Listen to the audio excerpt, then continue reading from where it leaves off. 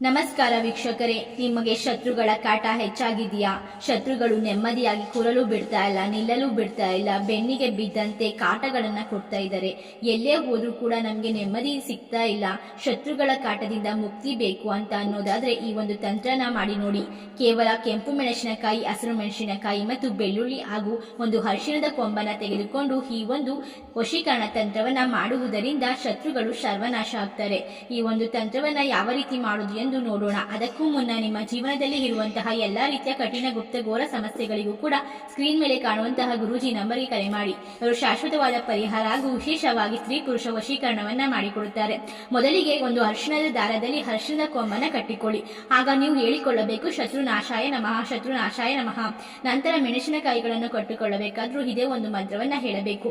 ನಂತರ ಬೆಳ್ಳುಳ್ಳಿಯನ್ನ ಕಟ್ಟುವಾಗಲೂ ಈ ಒಂದು ಮಂತ್ರವನ್ನ ಹೇಳಿ ಅದನ್ನ ನಿಮ್ಮ ಕೈಯಲ್ಲಿ ಹಿಡಿದುಕೊಂಡು ನನಗೆ ಕಾಟ ಕೊಡುತ್ತಿರುವಂತಹ